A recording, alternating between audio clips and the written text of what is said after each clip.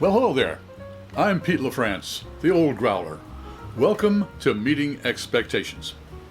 What we do here is we take a look at a can of beer, a bottle of beer, sometimes a bottle of mead, or maybe a spirit will drop by. We take a look, we read what's on the label, we take a look at the artwork, and we see what they're trying to sell us. Then we crack it open to see if it meets expectations. What do we have today? Okay, it says, recommended the world over from river to river as the neighborhood original since 2000. The Harlem Brewing Company, Renaissance Witbier, a refreshing and tasty wheat ale brewed with spices, Harlem style.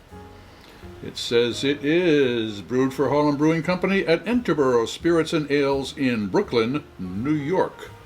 All right, so we've got Harlem and Brooklyn together. The Surgeon General tells me I shouldn't operate heavy machinery, or if I'm a woman, I shouldn't be pregnant, so I don't have to worry about either one of those problems. It is 16 fluid ounces, and it is alcohol by volume 5.1%, international bittering units 20. All right. So we've got 5.1%. That's a good wit beer.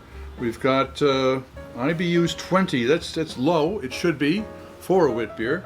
The question I've got is it going to be clear or is it going to be cloudy? If it's the Bavarian style of wit, it should be cloudy. If it is not, it should be clear. If it's the American style. Also, they mentioned something about spices, and I wonder what I don't know what kind of spices I'm imagining. I just wouldn't be pumpkin spices, so it might be a peppery beer.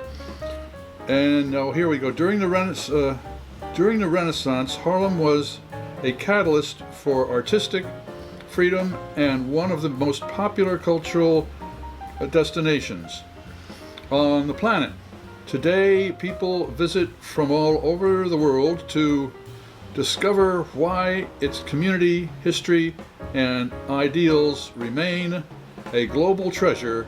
Enjoy Harlem style. All right, and let's see, they've got some dates up here. It begins in 1890, going through the decades. It says Harlem always making history. Okay, so as I said, what we've got is hopefully an American wheat beer, which is clear with some spices in it, some interesting spices. We'll crack it open and see if it meets expectations. Okay,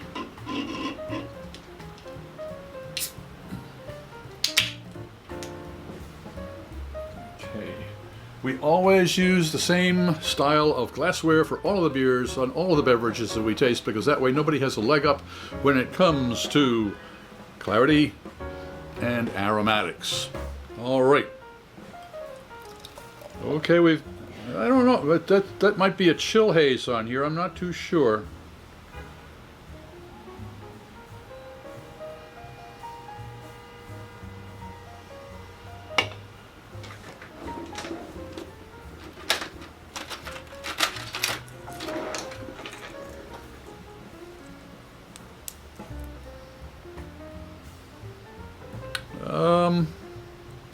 That's a half and half kind of. It's a half, it might be chill haze and it also might be a hazy haze. It's very effervescent, has a nice well-knit top.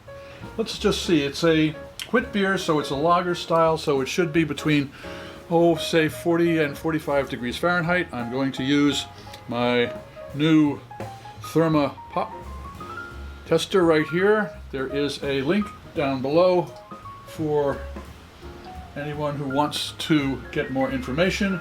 It is 46 degrees Fahrenheit, which is right at a temperature that a lager should be served at. All right.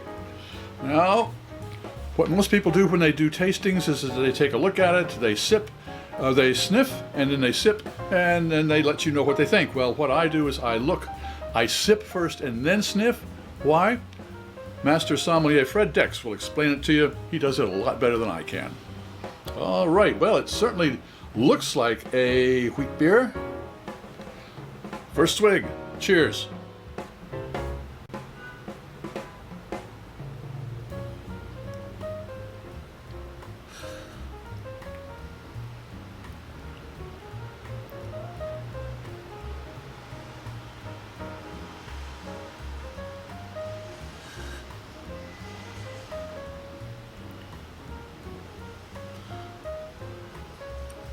You notice I took 2 sips. The reason for that is the first sip is to acclimate the taste buds. They have no idea what's coming, and no matter how much you swish it around in your mouth, those taste buds are as confused as they can possibly be. The second sip, that gives them a chance to evaluate. And I usually take at least 5 seconds to try and collect their little thoughts. First nosedive.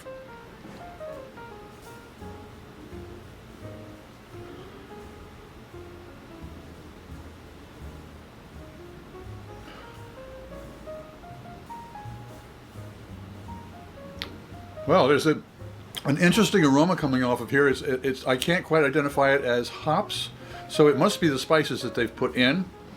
As far as the taste goes, it is similar to a Bavarian, except that it has just a touch of a little.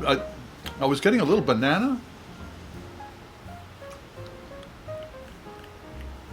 Yeah, a little banana, but none of the cloves expected of the Bavarians, and yet there is a sweetness that is usually the American style. So well, I'll tell you what,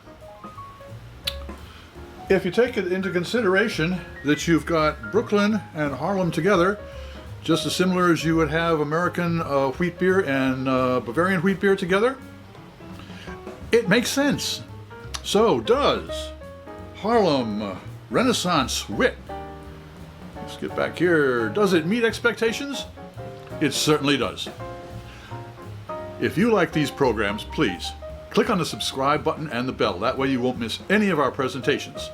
A thumbs up would be great, and a comment would really be appreciated. I'm Pete LaFrance, the Old Growler, hoping all of your beers meet expectations.